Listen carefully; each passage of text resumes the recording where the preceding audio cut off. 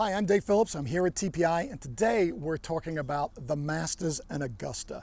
I actually had the opportunity to follow a few players in their preparation around Augusta last week, and here's a couple of little tidbits that I found.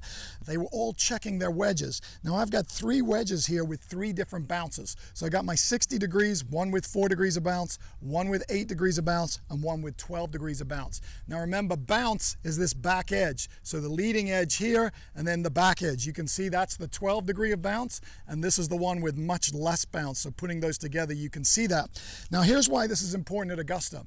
A lot of times the greens are running at such a high rate of speed that you're going to come off these false fronts or sides and the ball's going to run off into this collection area.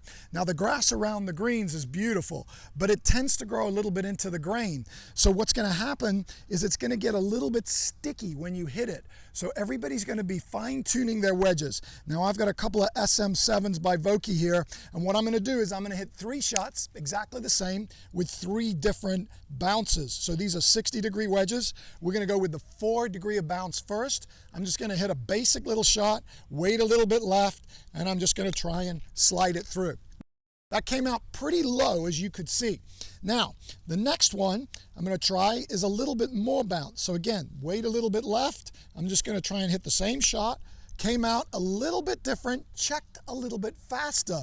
And now I'm going to try the high bounce one. So here with the high bounce, I'm going to hit the same shot, and that slid through the grass much quicker.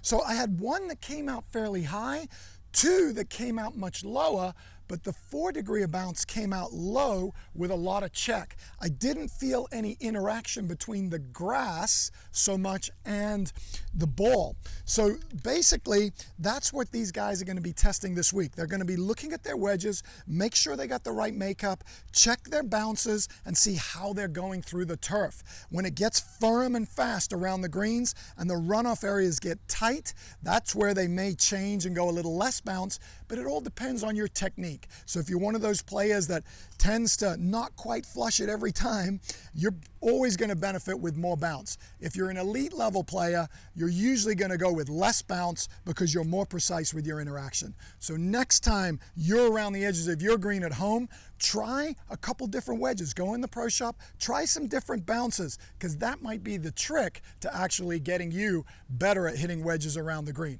I hope you enjoy the Masters this week.